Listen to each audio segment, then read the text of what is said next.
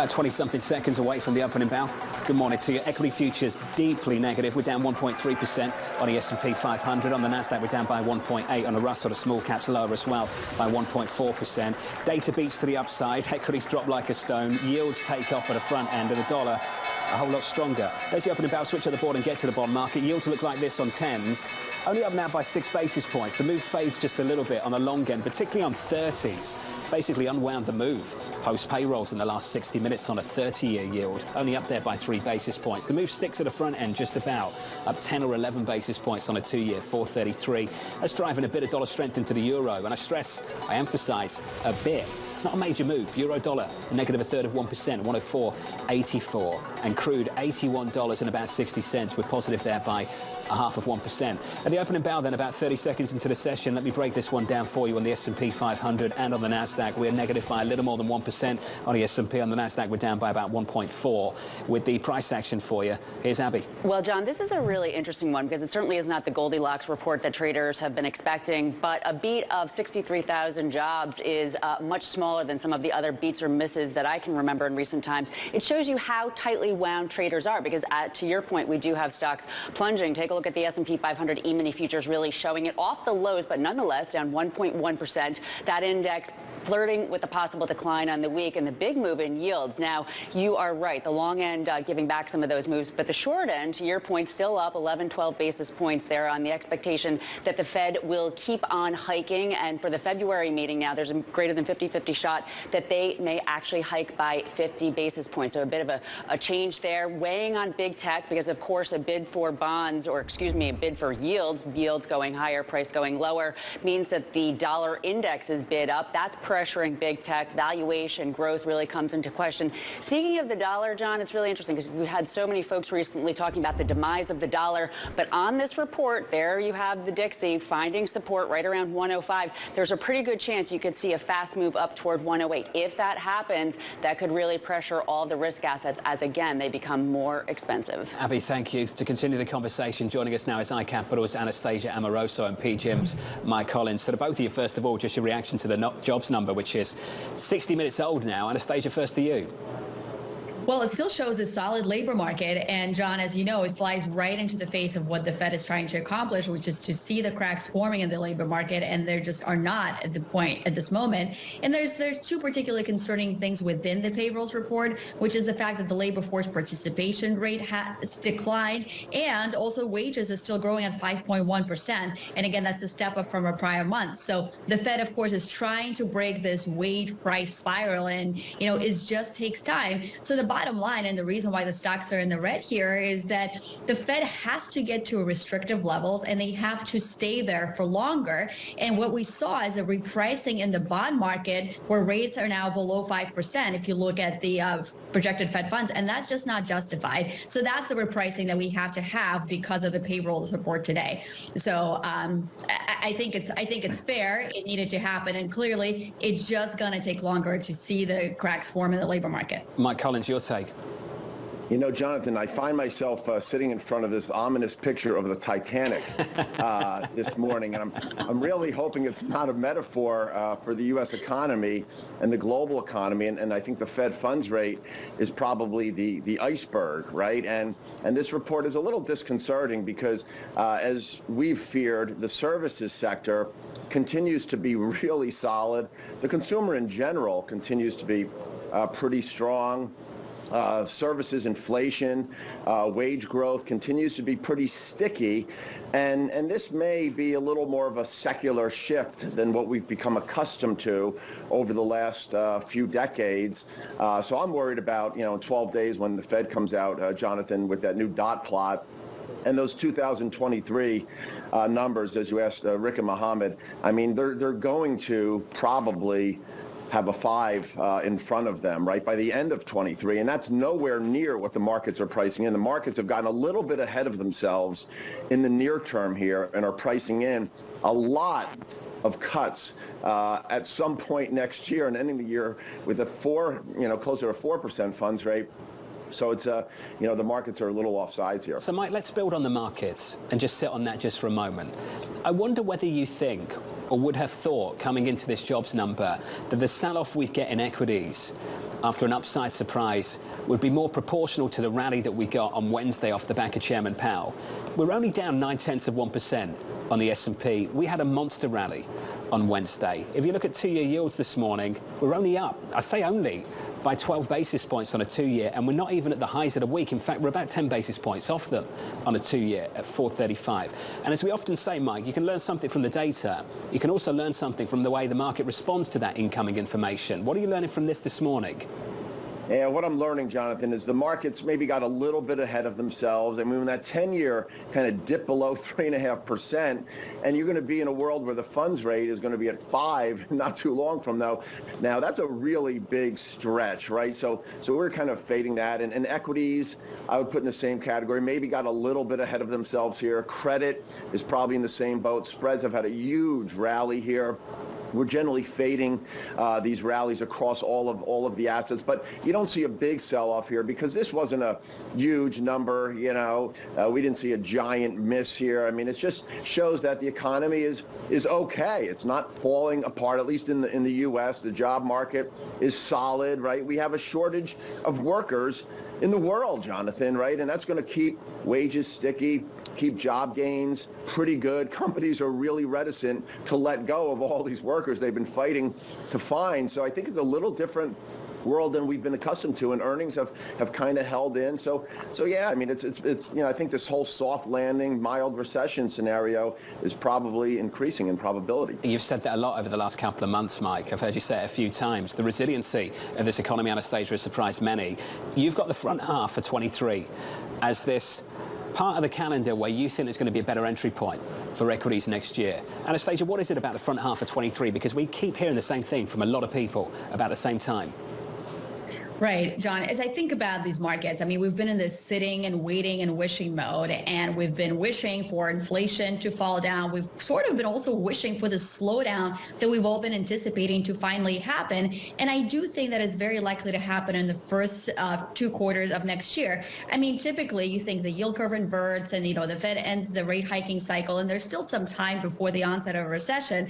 But what's different this time is typically the Fed doesn't hike into a slowdown, but they've been doing this all along since June of this year. So Jonathan, I think this recipe for recession has been in the making for quite some time now. It is really kind of ready to be fully baked here. So if you look at the economic projections, we're expecting slightly negative GDP growth in Q1 and Q2. And so Q1 in particular could be problematic because, you can have the economy that's notably weakening. I mean, we already had the manufacturing gauge slip below 50. So you have an economy that's weakening, but the Fed, to Mike's point, they're not going to stop hiking rates just yet because of service inflation. I absolutely think 5% is going to be in the dot plot in December. So we're going to get to 5% rates and the economy is weakening. That is not a good mix of outcomes for the market. So that's why I think it's very likely that we'll retest this 3,600, if not below.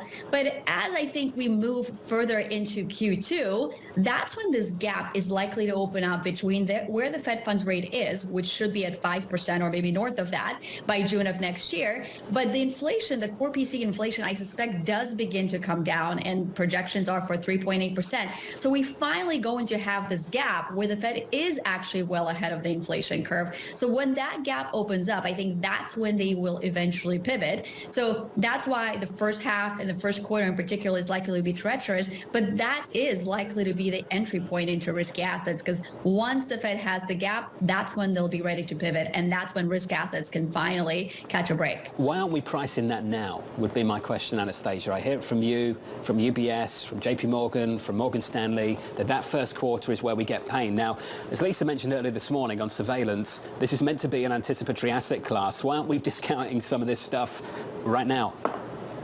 Oh, it's still so far to go, John. I mean, patience here is going to be a virtue, and this is still a 6 months out sort of an event. And I think that's why. And the markets have been trying to discount some of that, but this is a very tactical market. I mean, you really can look out, a couple of weeks in advance or maybe a month in advance.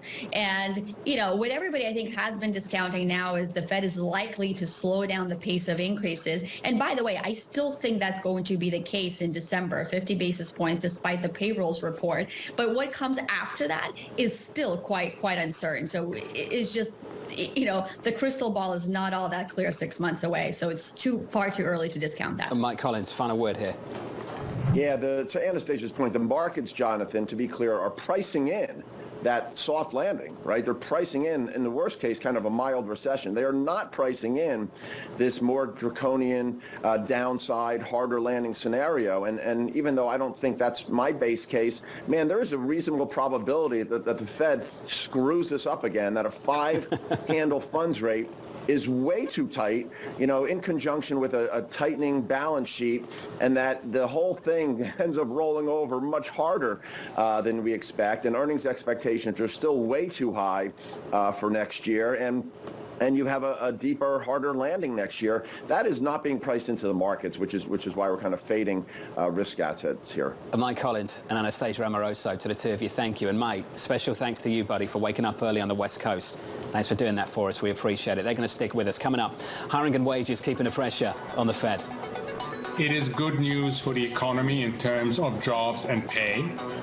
2, it is less good news because labor force participation fell and inflation prospects are still worrisome. And then finally, it is bad news because once again, Fed communication has contributed to undue volatility in markets. The brilliant Mohamed El-Erian earlier this hour. Equities down about 1%. Coming up, we get the view from the White House with US Labor Secretary Marty Walsh. Looking forward to that conversation up next.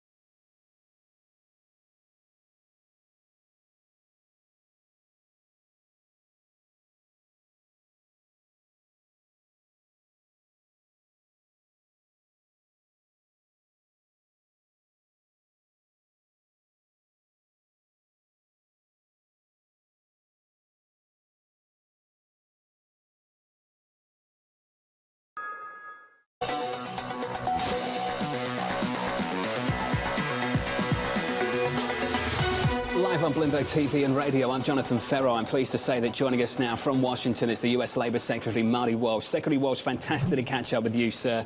Another strong jobs report. As you know, this has been a very, very strong labour market in America, and Labour is meant to have the leverage in this world. And Secretary Walsh, we've got to go to the union question. Should unions have the right to strike? Absolutely, unions have the right to strike. I think unions have the right to strike in almost every collective bargaining agreement. In this particular case, your next question will probably be about the rail, so I'm going to anticipate it. The National Railway Act has a provision in it that allows the president to get involved in negotiation when asked, and the unions asked him to get involved in this. He put together a presidential emergency board. They came back with some recommendations. I had that 20-hour negotiation in my office. We added some more benefits to the contract. It went in front of the members. 8 of the unions voted for it, 4 of the unions voted against it. I tried to get both sides to stay at the table and negotiate over sick time, and there's some work condition rules as well. They weren't able to get to an agreement, and the next step in the Railway Act is Congress to take action, and that's what they did yesterday. Well, I'm pleased you anticipated it, because you said it all at once for us. On the one hand, you think they should have the right to strike, and on the other hand, you take away their right to strike. Can you make sense of that for us? Yeah, well, I mean, it's the way the law is, the Railway Act is. And, you know, when I look at this contract, we spent a lot of time, I spent a lot of time myself, but the unions in particular spent a lot of time at the negotiating table, and there's some very good provisions in the contract. It wasn't like it was a bad contract. 24% increase, 85-15% split on health care, which they preserved. They were able to get some work rules changes. They were able to get 3 unpaid days off. The issue of sick time needs to be, the companies need to sit down with the unions now and have a serious conversation about 2 issues. One is sick days, paid sick days, and the second issue is manpower and power on the work on the rails. They're down about 30% over the last several years, and that's a big issue when it comes to the safety and health of the workers on the job. So I'm going to encourage both sides now to get right back at it and have those conversations now and move forward in a positive way. Secretary Walsh, there is a key distinction, an important distinction to make here. It is the way the law can work. It's not necessarily the way the law has to work. You've chosen to make this decision, haven't you? This was a choice. Well, I don't necessarily. I think there was a lot of factors here too. You're talking about the economy, and you're talking about supply chain, and we've had challenges in our country with shortage of baby formula. We've gone through a pandemic where we had shortage of supplies coming in, and what this would have done to the American people, never mind the American economy, it would have crippled a lot of people because we wouldn't have food. It would have shortened food on the shelves, supplies coming in. This is also as much of making sure that our economy and the American people move forward than anything else too. So again, I'm very sympathetic to the workers out there, and that's why the president, when he, at their request, put the Presidential Emergency Board together, came back with a very good recommendations on behalf, not everything, but in negotiations. I've negotiated contracts where I've gotten good contracts. I've negotiated contracts where I haven't gotten everything I've wanted either. Paid sick leave, it's something you have, it's something that I have. How can those railway workers ever secure the benefits that you claim to support without the credible threat to strike? Well, I hope you have the companies on this show and ask them that same question and not ask me today after the Congress took action yesterday, because I think that's a very important question. You need to ask the companies why that's not offered to their employees across the board. But in saying that, I intend on sitting down with the companies and talking to them about a couple of things that during the negotiations that I heard from the unions about the concerns that they had about their workers have, and I intend on bringing that up and talking to them about it. And the next contract, this contract expires 2024, so they're already working 3 years without a contract. So as they head into the next negotiation, this should be the top priority. And you don't have to wait for a negotiation. The companies can offer up paid sick time anytime they want. Oh, you've just made it even easier in the next negotiations, though, haven't you? Because we know the end game here. If you're on the other side of that deal, that negotiation, Secretary Walsh, why on earth would a company sign up to any of that stuff when we know what's going to happen here? Ultimately, listen, they can just say no, and then it comes to the president, and the president says, okay, we'll impose this deal on you. No, you know how negotiations work. That's not how it works. I mean, I've just seen how it's played out, sir, in the last couple of months. What do you mean that's not how it works? That's how it's played out. That's not how it works. The Congress has interacted over 18 times with a PEB recommendation. In 1992, they recommended a PEB. Congress enforced a PEB that was not pro-worker at all. It didn't have wage increases, didn't have preservation of health care premiums, it didn't have work conditions, it didn't have unpaid days off, it didn't have any of that. And Congress came in, and again, this stuff has to happen at the bargaining bargaining table, and that's why the companies need to come to the bargaining table a lot earlier. In this particular case, they didn't come to the table till I think 18 months after the contract expired. And they won. And we've had the, no, they're going to have to. I think that they you know, a lot of the CEOs have made comments already about the need to better relations with their workers in the unions on their jobs. Secretary Walsh, you and I can go back and forth on this a lot. The President of the United States intended to be, quote, what he said, his words, the most pro-union president leading to the most pro-union administration in American history. The fact of the matter is, when it came down to it, you forced union members to take a contract they didn't vote for. How do you explain this in any other way, shape or form? I just don't understand it. The President of the United States of America is very pro-union. There's no question about it. He talks about it very publicly, and he's very proud of that. He's also the President of the United States of America, and when you look at what the devastation a national rail strike would cause America, that far outweighs the cost of moving forward. The President put together a PEB. There's a lot of benefits in that PEB, good provisions in that PEB that are going to benefit these union workers out there, and there's no question about that. I'm a union worker, a union member myself. I understand that, and at the end of the day, the President got a very good deal on the table for the workers. However, the workers wanted more in that deal, and I can understand and sympathize with the workers. But what we'll do is we're going to continue to work now as an administration to make sure that we help them achieve their ultimate goal. What message do you think this sends to the ongoing labour contract talks with West Coast dock workers, Secretary Walsh? I mean, the West Coast dock workers, they're in current negotiation, and they have their own bargaining issues that they're working on, and they're moving forward on that issue. They're having those conversations, those dialogues. The difference is the companies in the dock workers came to the table at the beginning of the negotiation, not halfway through it. You've been quite constructive on how these talks will go on the West Coast. What are the lessons learned, Secretary Walsh, from the last couple of months with the railroad workers, where you were also equally constructive on how this would turn out? What are the lessons learned for you personally over the last several months? Unfortunately for the rail unions, I didn't really get involved until pretty much they were 80% through negotiations, meaning they were not able to get deals done. I got involved a little bit there. Then the unions came and asked the President to put the PEB on the board, and they were able to negotiate stuff. And on the port negotiation, I've been in it from the beginning, meaning I've had conversations with the companies. I'm in regular contact with the companies on the West Coast. I'm in regular contact with the unions on the West Coast, just to make sure that they're moving forward. And I think that the relationships are a little different than between the rail construction, the rail companies and the rail workers unions. Secretary Walsh, I know you have to go, sir, because there's a bill to sign with the President of the United States at 10:15 Eastern Time, and you've got to run. We always appreciate your time. Thanks for being with us this Friday morning. Labour Secretary Marty Walsh, following what was a tremendous jobs report. Mike McKee's alongside us, and Mike, I want to talk about labour leverage. Do we have the leverage in this labour market that we thought we were going to have, Mike, this year? Well, to a certain extent, we have more leverage than ever, or at least in many decades, because right now we're seeing average hourly earnings rise significantly still because employers can't find workers. 10 million jobs still open, and that means that if you're in the labor market and looking for work, you can generally get higher wages.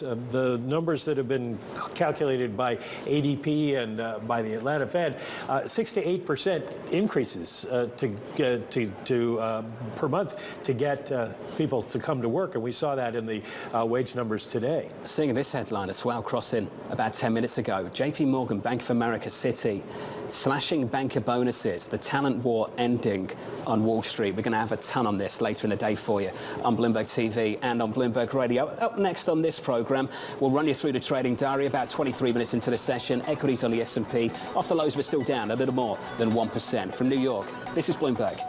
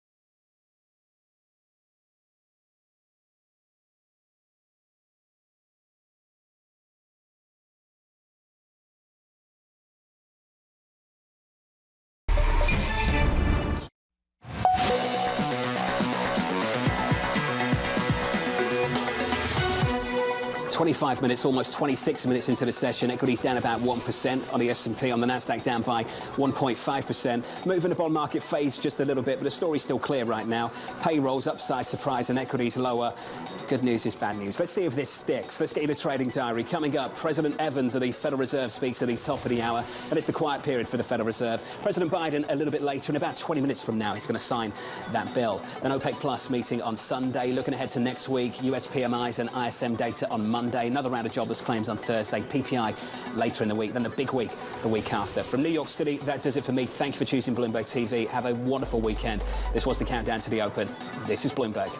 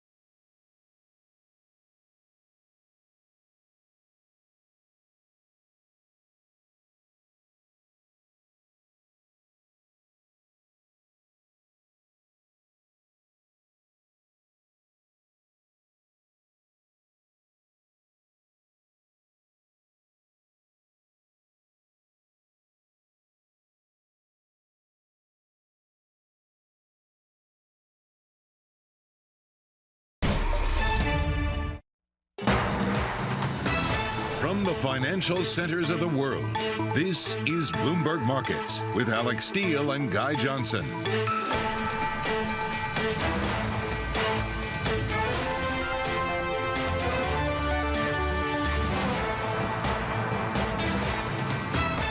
It is 30 minutes into the U.S. trading day, Friday, December 2nd. Here are the top market stories that we are following for you at this hour. Hot jobs, cold doves, super strong jobs number raising worries over a wage price spiral, and a hawkish Fed as earnings rise a whopping 5.1%. Hot jobs, bad stocks, equities crater, bond yields fly as good economic news means bad news for investors, and hot jobs reduce bonus. Goldman Sachs tells traders they will face a cut to their year-end bonuses despite delivering their biggest revenue haul in over a decade. From New York, I'm Alex Steele with my co-host in London, Guy Johnson. Welcome to Bloomberg Markets. This was definitely quite a surprise for the market, and although you still see investors pricing in a cut from the Fed by next November, it is still so perplexing. I know, it's really hard to figure out exactly what is happening here, but I think basically the takeaway is we should have listened to Powell earlier on this week. We also should have listened, Alex, I think, to the PCE data. The PCE data in some ways flagged the fact that we are seeing wages picking up. This is not an isolated piece of data that is telling us that we are seeing a strong labor market that is delivering strong wages. Yeah, and it feels like there's a debate in the market as to when the trough happens in the economy. Most think, okay, the first half's not going to be great, but then we're going to pivot and the second half is better. What if that is actually pushed out now a little bit because the jobs number is so high, because wages are so high, and that delays that trough? How do you invest with that kind of different playbook? Well, I think you're back to the idea that stocks could be under pressure. And I think that is something that the market has kind of put in the rearview mirror over the last few weeks. I think part of that's China, but I think a part of it has been this narrative that the Fed is going to downshift to 50. But if you listen to Powell, he's saying that they may need to go even higher. And I guess the longer the labor market stays strong, the risk has got to be that it's not 5, it's 5.25, it's 5.5, it's 5.75. That is ultimately where the terminal rate is going. It is the wage element that I think is the most concerning here. Now, there are quirks and there are elements of this data that maybe you can discount, but the question of the day, I think, still remains. Are we at the beginning? Is this a wage price spiral? That's certainly going to be the Fed's fear right now. Joining us now to discuss this, KPMG's chief economist, Diane Swonk. Diane, did the risk of a wage price spiral just go up today? I don't think it's a wage price spiral, but it is something of a cost push spiral, and that is certainly what Jay Powell was concerned about in his written remarks on Wednesday. It's really important to see the acceleration in service sector wages that we saw outside of the information sector. The information sector also had a big acceleration, but transportation and warehousing had their largest acceleration on record. Now, data only goes back to 2006, but even in retail, where we had a decline because we didn't have as much seasonal hires as we usually did, we had an acceleration in wages in those low-wage jobs. Again, service sector wages picking up. I think that's very important because he's looking at that both from the demand side and the cost side of that service sector inflation, and it's the sticky part of inflation for him. He's confident that goods inflation is coming down, the shelter costs will come off, but that core inflation, which is the majority of inflation, could stick around much longer, and I do think it puts 75 basis points back on the table. They'll stick to 50, but I do think you're right. They're going to be going to 5.5. Oh, wow. Okay, 5.5. Why is the market not there?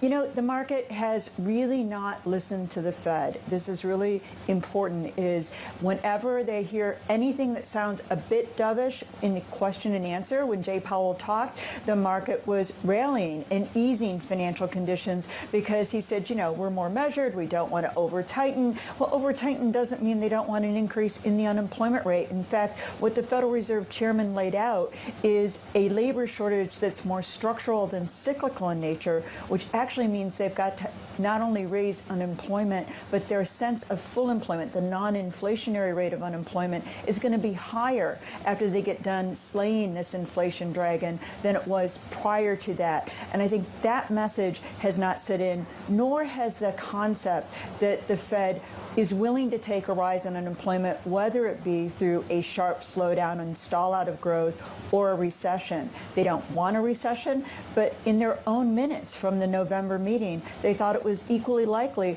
that their baseline scenario, which includes an increase in the unemployment rate, could also be a recession. Diane, when do we start to see some of the weakness that we are seeing in the labor market showing up? And I'm thinking particularly here of manufacturing and tech. Tech in particular has seen a series of headline layoffs over the last few weeks. It didn't show up in this number. I'm assuming it shows up in the next. Well, it may show up in the next. That said, a lot of the staffing tech workers that are the lower wage tech workers that are support staff, that's where the cuts are the greatest, and those are going to be harder to absorb in the economy, although demand for workers is still very high. The tech workers that get laid off or have to change jobs or quit, they have easy place to go. They will be quickly absorbed in the U.S. economy in other sectors that are desperate for their talents. And that could actually mean a dissemination of their talents throughout the economy. So I think that's important. Where we worry more about layoffs showing up is down the road in retail, down the road in manufacturing. Manufacturing is, the heavy manufacturing sector held up, but we saw this week the ISM survey slip below 50 on both employment and orders weakening, and the Chicago Purchasing Managers Index really weak, consistent with the recession in the manufacturing sector going forward. Diane, what unemployment rate and what jobs number would right-size the economy and have the Fed be happy? Well, we've heard the Federal Reserve actually talk about Williams, the New York Federal Reserve president, talk about the unemployment rate going to 5%. Our own scenario suggests that it's going to go close to 6% before we're done and then settle down into the 4.5% range. I think the full unemployment rate for the Fed is going to be higher in the post-inflation world after they slay this inflation dragon.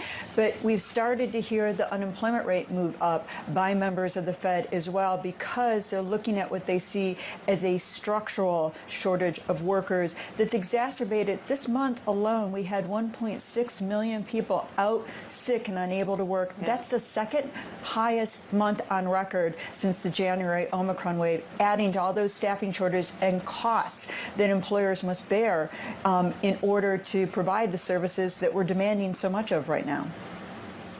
Diane, can we talk a little bit about spending? We've seen some reasonably strong spending data recently. The labor market is holding up. In theory, that should be good for the consumer.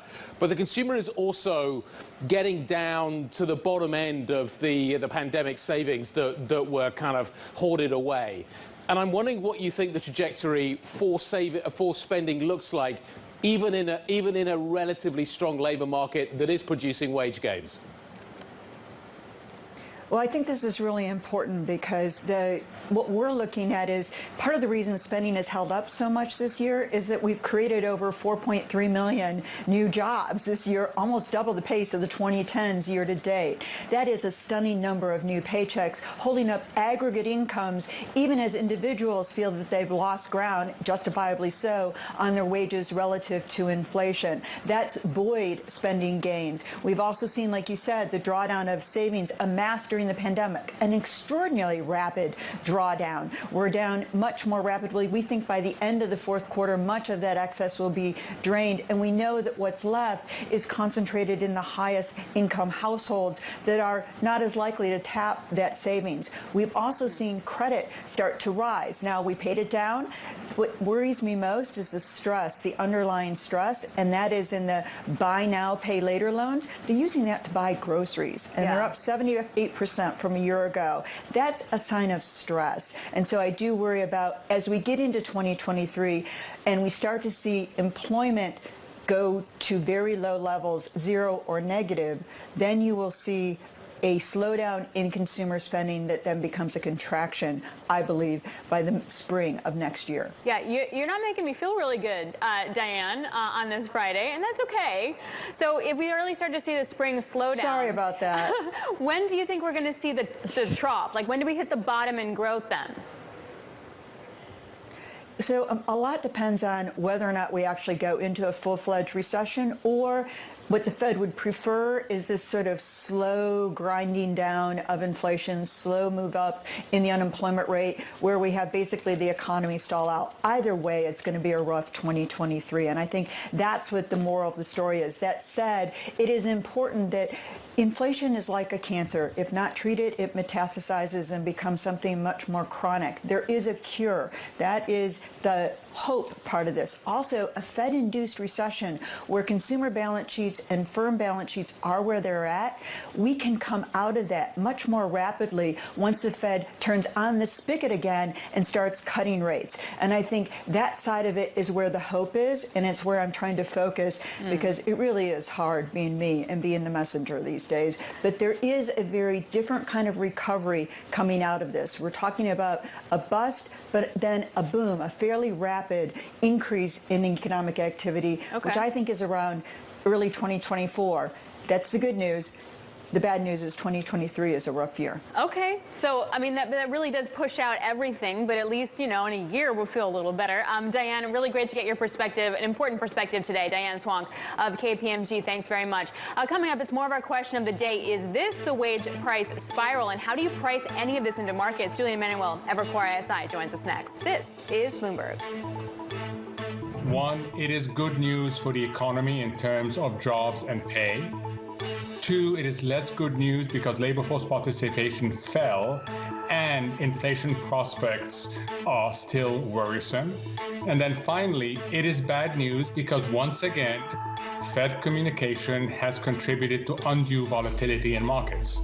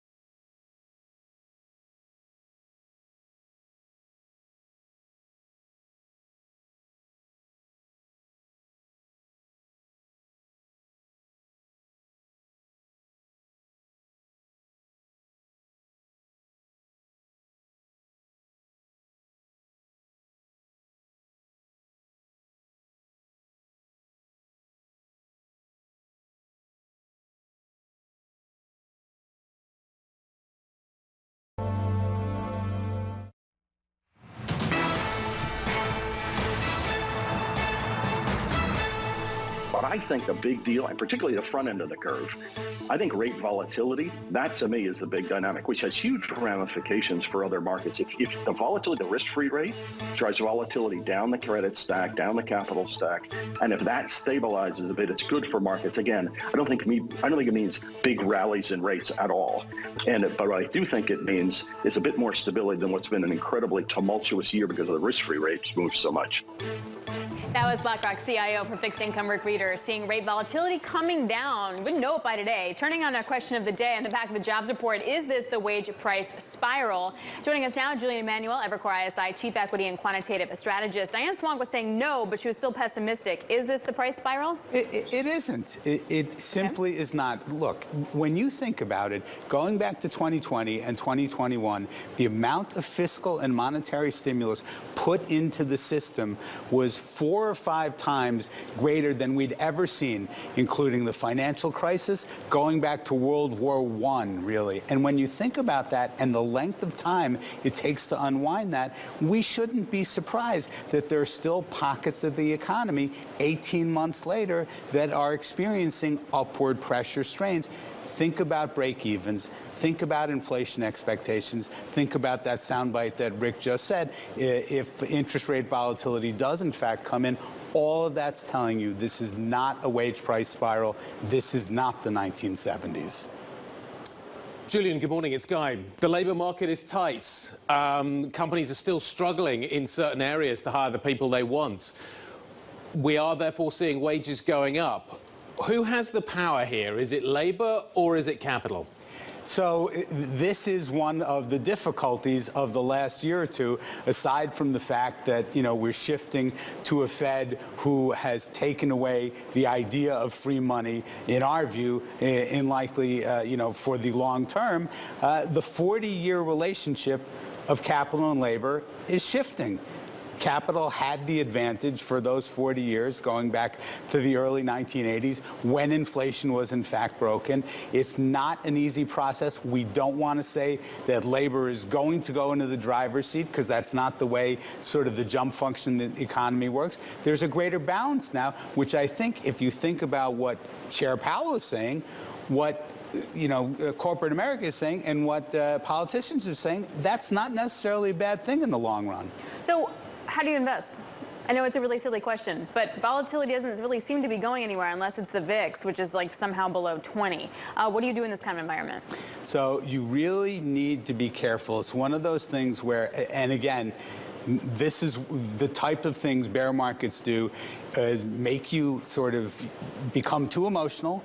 You need to check your emotions, and you need to think long term. The fact is that when markets go down, that sort of forces you into thinking long term.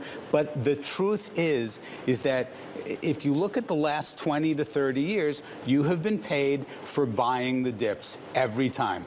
Those dips, before inflation perked up a year and a half ago, were down 10 to down 15%. This is a new environment. These dips are now down 20 to down 25%. So you look at your portfolio and you say, can I see myself as a buyer if we retest the lows from October, which we think likely we will sometime in the next 6 to 12 months, because no bear market has ever bottomed before the start of a recession. And if you can't see yourself as a buyer down there, and then incrementally down 10% from there, because dips, we still believe in stocks for the long run, you have to think about discipline. You also, in our view, have to tilt towards value. That's a long run concept. Okay, Julian, does that mean